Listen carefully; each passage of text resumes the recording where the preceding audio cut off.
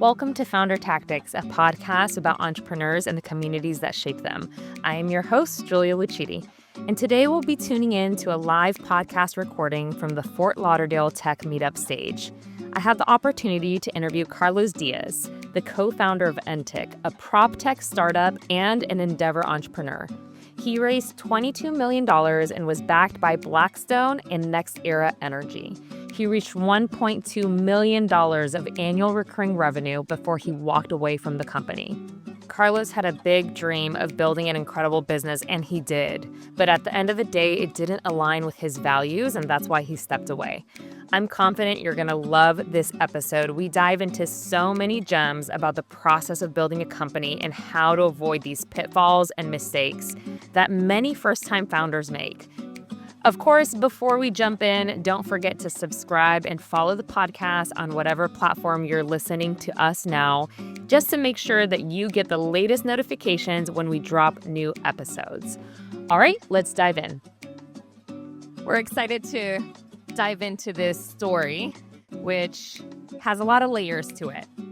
I think it could be interesting for us to start just from the beginning. Tell us a little bit about Entic. Tell us the things that went right. So everybody talks about a company that starts in a garage. In South Florida, if we were to start up the company in the garage, we'd be really hot, really sweaty. So it didn't start up in the garage, but it did start up in my kitchen. My co-founder was my next door neighbor. He worked for Johnson Controls for 27 years. And he came to me knowing I was a software guy and said, hey, there's an idea of this cloud-based thing, and I don't know how much you can do. And I said, all right, well, show me the data. And he showed me this archaic file that, was like a spreadsheet from a Microsoft Excel. This is back in like 2012. And I said, this is the data? And he's like, yeah, this is the data that we got. And I said, all right, we're going to put this in the cloud. We're going to put some analytics. And then I said, well, what's the client? He says, well, it's Broward General Medical Center. And I said, the hospital? He's like, yeah. I said, oh my God, this is hospitals using archaic data. And so we started the company like that. I did a little test run, and I can still remember developing in my kitchen. It was late at night, and I had a 1-year-old at the time. My wife was yelling at me because we were being loud. And yeah, so those are the humble beginnings of truly in the kitchen, starting up the company. And that's kind of when we thought, I think we got something here. So you already had a big client in the pipeline from the get-go. How did he get this client? He was doing consulting work for the client.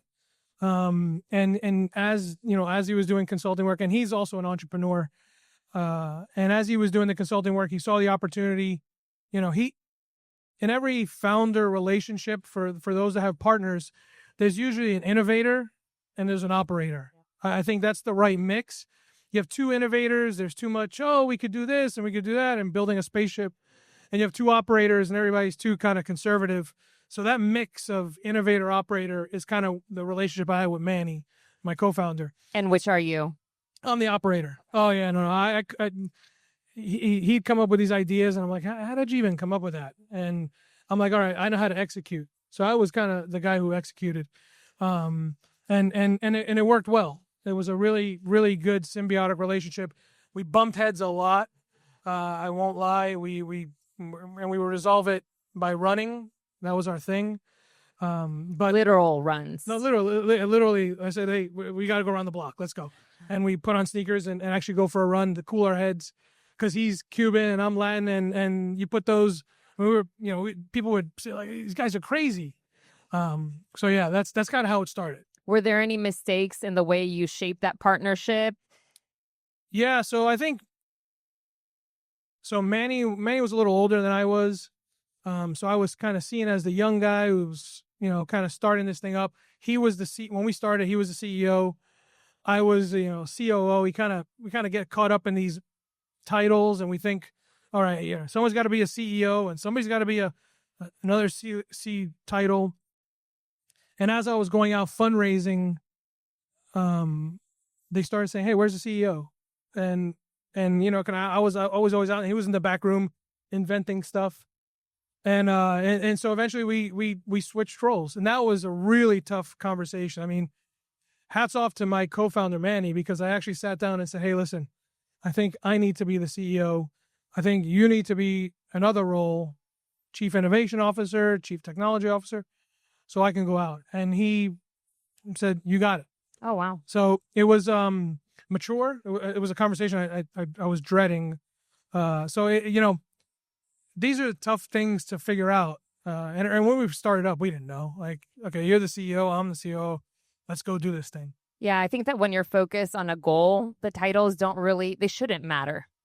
They shouldn't matter as much as reaching a goal and seeing, okay, who do I need to be in this relationship for us to be successful and attain that goal? First failure.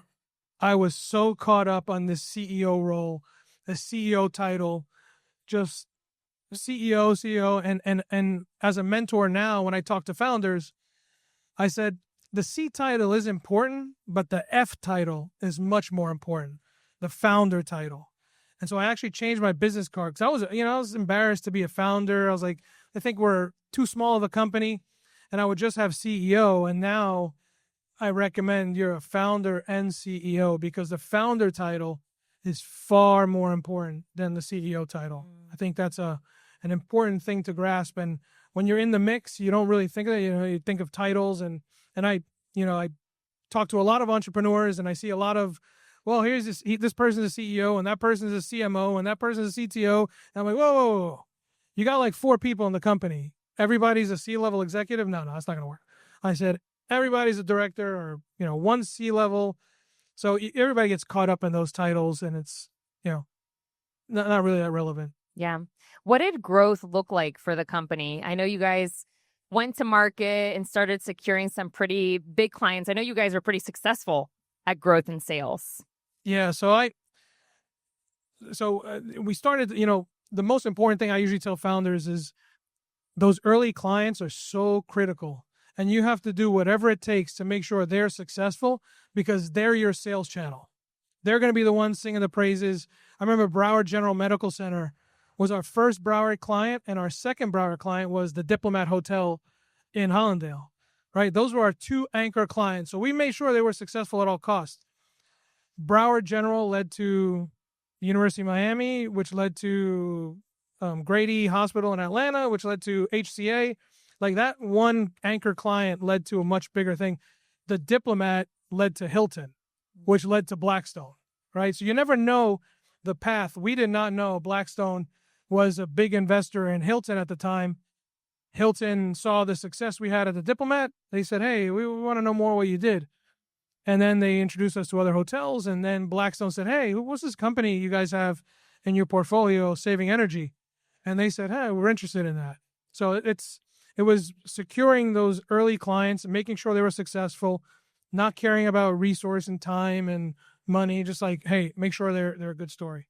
I feel like the sales side of the story has a lot of success. Were there any moments of failure in building out your sales strategy? Yeah, there was a lot. The one thing I really learned was preparation for sales meetings. We as Latins, and I'm going to attribute a lot to the culture because culture is a big deal. Culture was a big deal for our company. We kind of tend to wing it. We tend to kind of go into the meeting like, we got this. We're going to go up there. We're going to schmooze them. We're going to get them with pizzazz and talk about the company. That was horrible. A horrible strategy. Like we didn't even go with a deck. We thought, hey, we could just kind of talk to them about the company, and charisma will work. And then we figured out, hey, one of my board advisor actually said, hey, look, you guys should go with a sales deck, refine it, work on it. And we're like, all right, maybe. And sure enough, the more we used our decks, now it's common practice, right? But back then it wasn't. And we learned the hard way because there were some embarrassing sales pitches. I did a lot of tech meetups. I did and Emerge. Mm-hmm. So funny story about a screw up. So Emerge Americas was starting off. It was like the second or third year of Emerge Americas, which is now a huge conference. We did a pitch competition, and Chris Bosch, the former Miami Heat player, he was one of the judges. And there were a couple other big judges out there, and we were one of the companies presenting. And someone said to me, don't use video in your presentation. He's like, a lot of things could go wrong if you use video. But I had a great testimonial by the Miami Marlins because they were also a client of ours.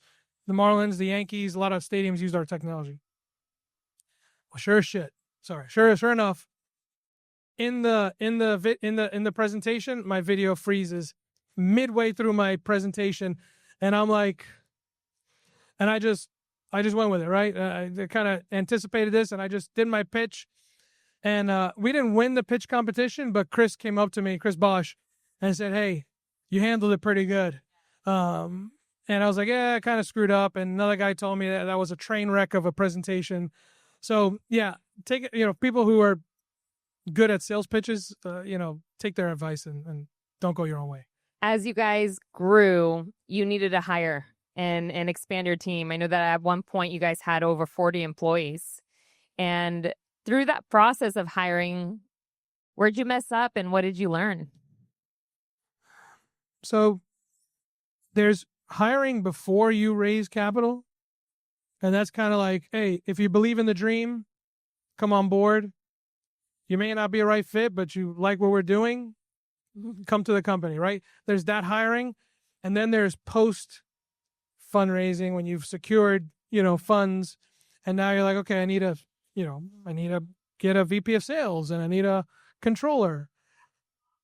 So before we raised capital, we did a lot of bad hires, hires that were not the right fit. They were just great people, maybe, very nice. And we kind of groomed them to go, but they were very inefficient. I hired my brother, who, he actually turned out to be okay. I hired a cousin. Manny was not good at firing, so I had to fire all the people that Manny hired, which there was a lot of firing. So there's a lot of that stuff that goes on, but you learn, and then you receive funds, and now all of a sudden you need to be an HR guru. And we were not. Like, it was, this VP of sales is probably the toughest position to hire. And for all the entrepreneurs, if you're hiring a VP of sales, it's not going to be your first one. It's not going to be your last one. It's a complicated position. We thought we needed, a been there, done that person. Big mistake, because that person came from a big company and was recognized. And I said, oh my God, I can't believe we secured this person. Horrible hire. And we realized big companies don't translate into startups. Two different cultures. Culture is going to be the theme. Yep. You want somebody who's comfortable in that startup culture that says, you know what, knife in the mouth and let's go. What should you have been looking for that you didn't in that first hire? So is it past startup experience? Is there entrepreneurial qualities?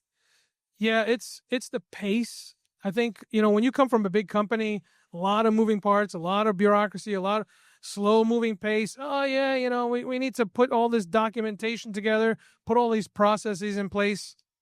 No, like, we need to go sell, build revenue solves all problems, go. And software development is kind of the same thing, we got not part of this software development cycle and we got to wait for this run and no, like, go. So when you're in those early stages, it's got to be go. You're going to screw up. You're going to have mistakes. You're going to have bad product. You're going to have things failing. That's okay, as long as you fix it fast. And if everybody's not in that mindset, and Manny had, he was, and if you didn't fix it, he's yelling. And so if you're not in that mindset, you're not going to be comfortable in that environment. And so you need to hire people with that kind of sense of urgency, because the one thing you don't have is time, right? You're on the clock, especially the minute you take $1 from capital, from investors, the clock is running and they want to see results, whether it's product, sales, hiring, whatever it is, they want to move quick. So you don't really have much time to figure it out. It's tough. I know that building this company really shaped you as a person and had you face a lot of your own values and understand what your priority was as an individual, regardless of the business. I wanted to understand, where was your mindset when you started? Like, how did you view success? Was success fundraising? Was it having a scalable company? Was it being a CEO? What defined success for you in the beginning? So we made the cardinal mistake, and it's the mistake that I talk to entrepreneurs so many times over and over. and I had a board investor kind of coin the phrase for me. We chased the unicorn, right? We chased the unicorn. We got into this mindset of we're $1 billion company opportunity. Like we can be $1 billion. Like, we're gonna make all this money. We're gonna raise all this capital. We're gonna have all this sales and be this huge company.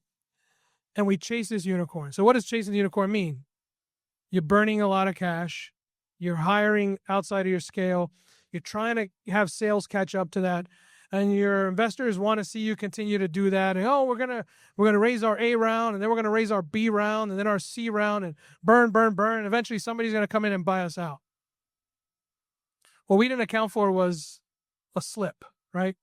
If you have one slip or you have multiple slips, that is a downward spiral, right? Sales doesn't reach your potential, you're not going to get to the unicorn. Burning cash faster than you have in the bank and you're bringing in revenue, you're not gonna get to that unicorn. Money is depleting in the bank. All these things, we were chasing that unicorn dream, and if I look back now, I probably would have had a different mindset. Obviously, because we're a first-time founder and we follow that dream. And not to say that, you shouldn't, because I'm sure there's unicorn potential companies here. But we went about it the wrong way.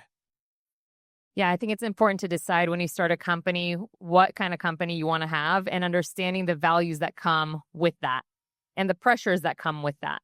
Looking back, do you feel like raising $22 million was a mistake?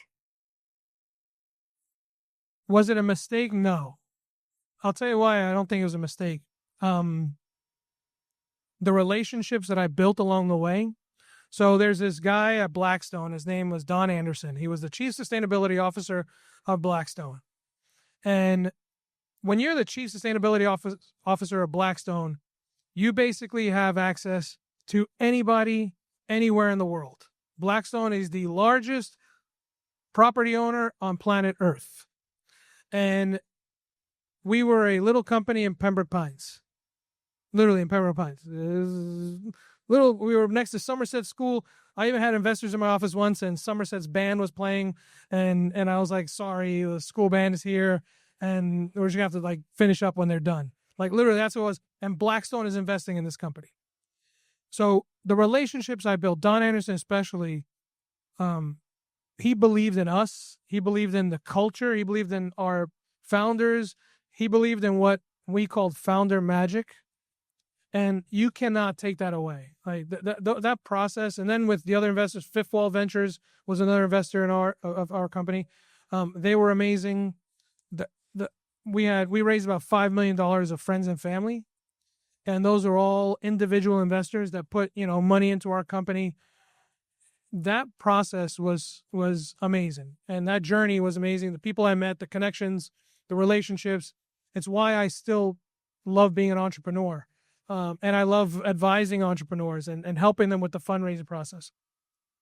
I think the fundraising and the amount wasn't the issue.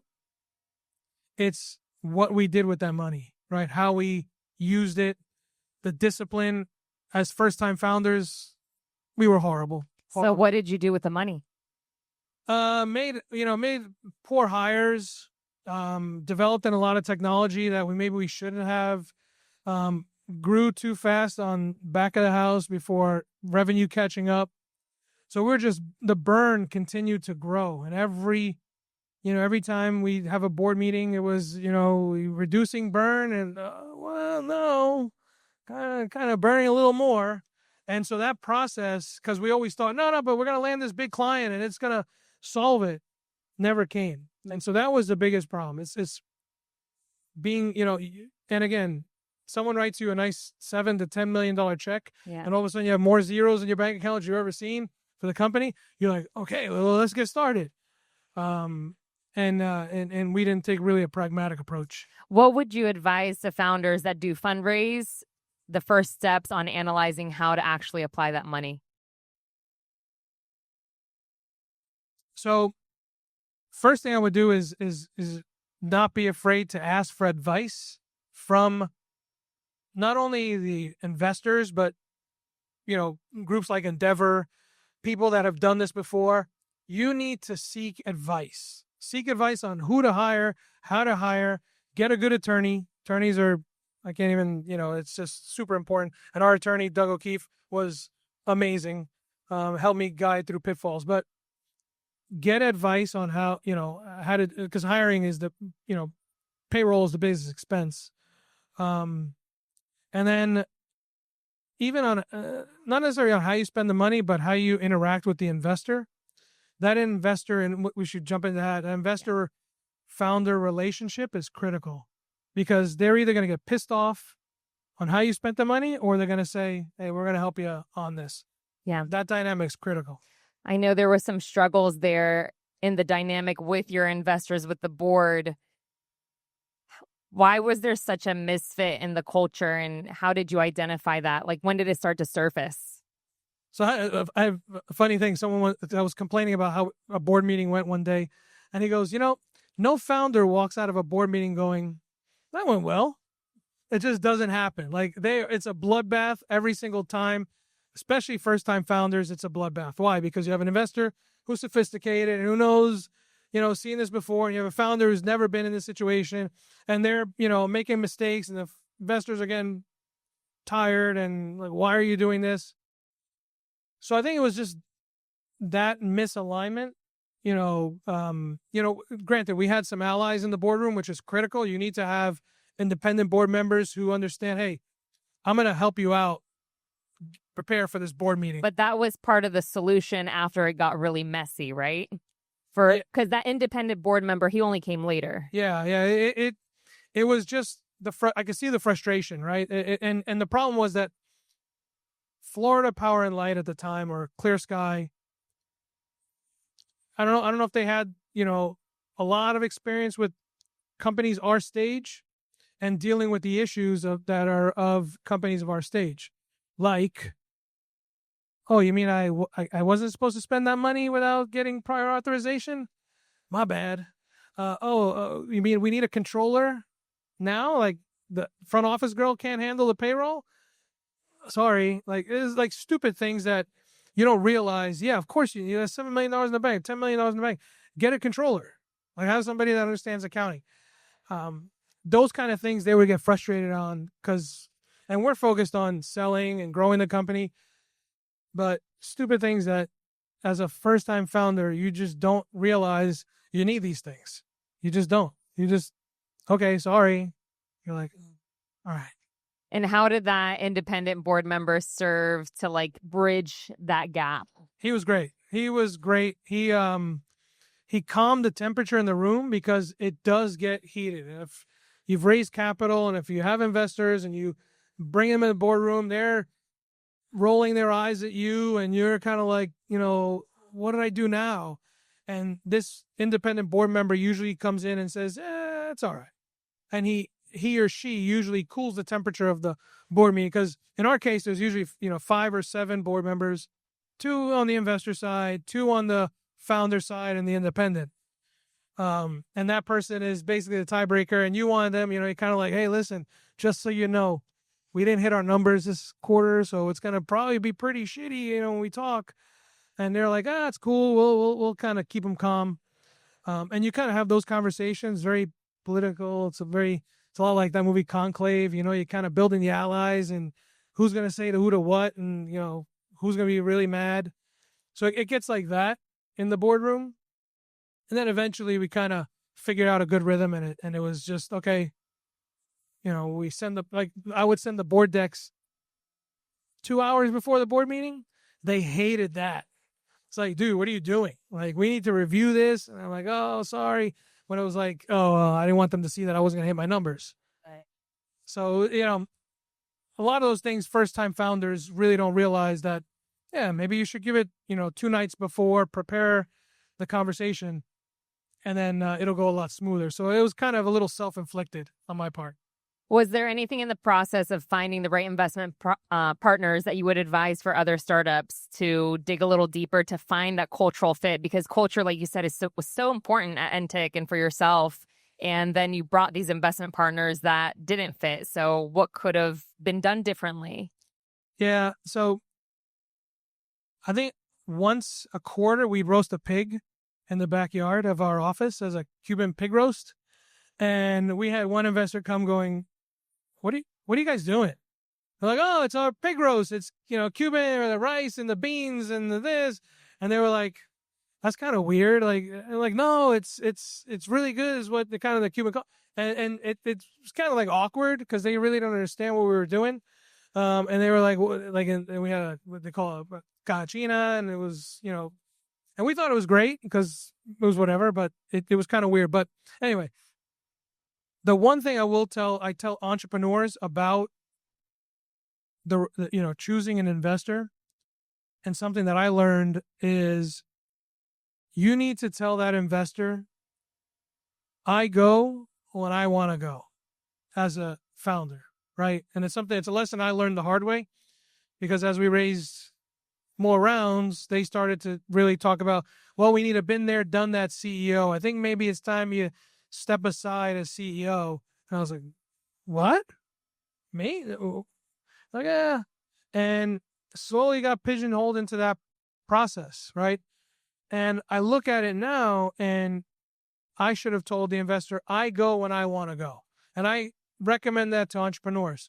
You tell the investor, if I'm not ready to leave as founder and CEO, I'm not going. Are you cool with that? If you're not cool with that, this is not a good relationship. And get them to really understand that the founder is the founder and is the best CEO, because anybody that comes in after, it's a gamble. So what happened in your story that you were pushed out as CEO? So I was CEO for Entic for 11 years, and, built the relationship, raised the capital, built the strategic relationship with Hilton, Marriott, Blackstone, Major League Baseball, the NFL. And when it came time to raise our Series B, we're raising like close to 30 million on top of our 22 million. They decided we're going to go out and do a hiring process. And I fought it. I said, no, I don't think so. And, they tried to, they really, convinced me begrudgingly that this is the right way to do it. And then Manny and I got into an argument, co-founders, really big argument. And I said, you know what? I'm done. We're bringing in a CEO because I can't do this. I can't fight you and the outside world and our investors all at the same time. And so I accepted the process. And we went on this big CEO hunt, and I interviewed because they wanted me to interview competitors. So I was like, man, I can't believe this guy's leaving the competition. He wants to come to us. And then eventually we found somebody that I recommended, which was our independent board member. I actually convinced him to step into the role because we had a good relationship, and he took over. There was a merger. Was this after the merger with Aquacore? No, so he basically helped orchestrate the merger. Okay. I think when he saw the company we were in this growth stagnant place, and Aquacore was the nice shiny penny, and they said, hey, we can merge these two companies, and they'll 1 + 1 = 3. And the board said, yeah, hey, why not? And that's when they decided, hey, let's merge the companies. Went through this whole process. I kind of sat, in the back office watching this unfold, because there was a new CEO.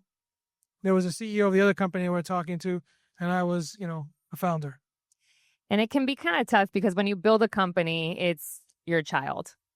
And so to see the company go through these big changes and then you're kind of ousted can be quite challenging. How did that shift in your positioning with the company surprise you, positively, negatively? At first, I was bitter. I was very upset. I felt betrayed. I felt betrayed by the board. I felt betrayed by investors. And then I slowly kind of gelled into the role, and I said, all right, I did my thing. I was, CEO for a while. This thing will grow. It'll be great. We'll have this huge success. I'll have my story, and I'll be a part of, the board meeting. I was the board member, and I thought, hey, this whole thing will just be, the light at the end of the tunnel. I just won't be the CEO now. I was fine with that. Didn't turn out that way. How did it turn out? Tell us how it unfolded.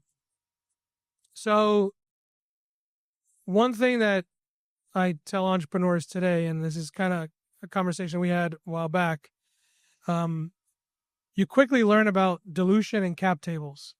It's an important lesson that entrepreneurs tend to learn all too often. So when we merged and raised more rounds and all this stuff, the cap table, my role was slowly diminishing. So when I started Entic with Manny in 2012, 2011, we were 50-50 partners. When we merged and sold, I owned less than 1% of the company that I started. Less than 1%, 0.5%. It was the lesson that I learned. Now, I was not upset at that. That was something I should have anticipated. And at that point, that's when I decided, you know what? There really isn't much for me here. I've done my part. And the company that I had really is no longer here. The culture that we built was much different. This company was DC based. They took over. And that's when I decided, you know what, I think it's time for me to bow out. Through these difficult times, community can play such a big role in supporting through processing, support, thinking creatively around solutions, helping even with mental health. There's so many layers and complexities to being a founder going through that process. And a lot of founders will go through it alone and won't reach out for help and won't look for that support. But we were really designed in a way where we were meant to be interdependent. That's not like a shameful thing. But I feel like American culture has, just raised independence to such an important stature. But interdependence is actually how we function best. So when I talk about community, I'm talking about human relationships, be it friends, family, mentors, network, right? So there's so many ways that community is manifested. How did community help you in your journey? It saved me, right? It helped me quickly bounce back on my feet. Number one, my wife and my family were my biggest supporters. They saw me go through this whole journey, and they were instrumental in really saying, hey, don't worry about it. Move on to the next one. And then obviously Endeavor is a huge, huge support organization. Tell people what Endeavor is, because I think a lot of folks don't know about Endeavor. So Endeavor is a community that fosters, assistance around entrepreneurship and helps companies scale through their vast network. So Endeavor is in Miami, it's in Fort Lauderdale, it's in Dubai, it's in Ireland, it's in New York, it's in California. They have communities and networks in all these areas. And basically their process is we help entrepreneurs grow through capital investments, through mentors, through programs. And then after you're successful, you come back and you mentor the next generation of entrepreneurs. So I am a mentor of Endeavor right now, and I help a lot of entrepreneurs on different tracks. But they were instrumental in really helping me, kind of find some new stuff, networking, going to some of their events. And then my investor network. I went back to my investor network like, hey, guys, I'm here. What do you got? And one of the early investors said, hey, as a matter of fact, we're raising a fund that's looking at, investments in companies that are early stage, and I don't have time for it. You want to run it? And I'm like, yeah. Simultaneously, I was thinking about starting another company that did guest room preventative maintenance for hotels. So let's dive into that a little bit. So you went through this experience that felt bitter towards naturally. Eventually, you started to self-reflect and think, okay, I still want to be an entrepreneur. It's in our blood. Can't escape it. DNA. Yeah. So you were like, but I want to do this differently. I want to do this with different values. So you started what I didn't coin this word, but they call it the second act. Whenever an entrepreneur has gone through their first experience building a company, now they're going on to the second one with all that baggage and experience. And what was the second act? What does it mean to you? What did you decide that you wanted? Well, I knew what I didn't want, right? I started off with what I don't want. I don't want to repeat what I did before. I don't want a boardroom. I don't want investors. I don't want to go through the stress, quarterly freaking out, making numbers. I want to do something completely different. And I used to poo-poo on lifestyle businesses. I used to say, man, this is what a lifestyle business. Hey, funding your, life and vacations. You got to go. You need investors. You got to sell. And now I looked at it and I said, man, was I dumb? So I decided I don't want to have that life. I want to have a quality of life. Someone once told me, hey, listen, quality of life is very important. Slow it down, build revenue at my pace, not borrow, not raise capital, be cash flow positive, control my own destiny, control my own pace. If it's a $10 million company, great. If it's a $1 million company, great. I'm in control. And I have 3 kids. I have one that plays baseball in high school. I have a daughter who's about to graduate from high school. I have a 12-year-old boy.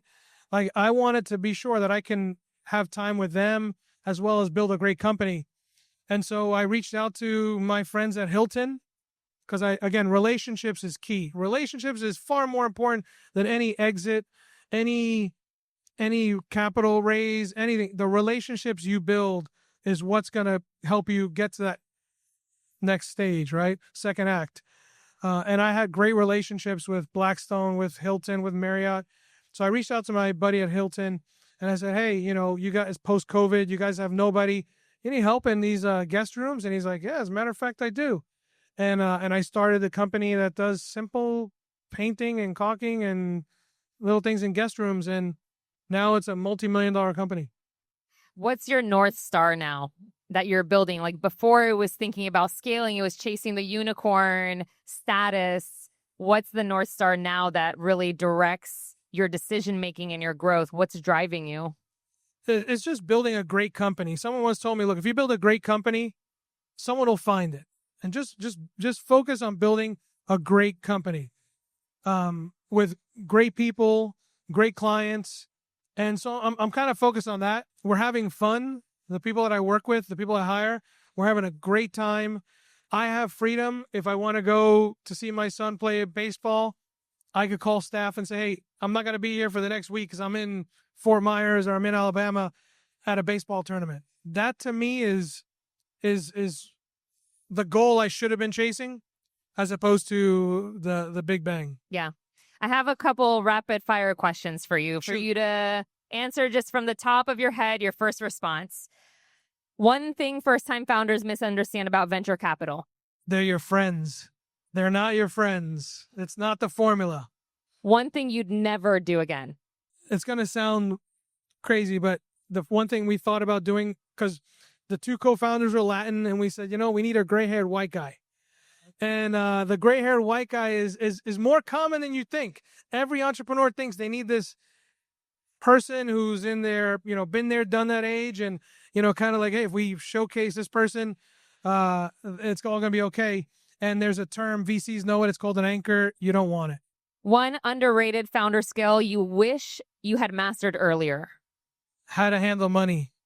It's the key. Understanding finance, accounting, and cap tables. Yes.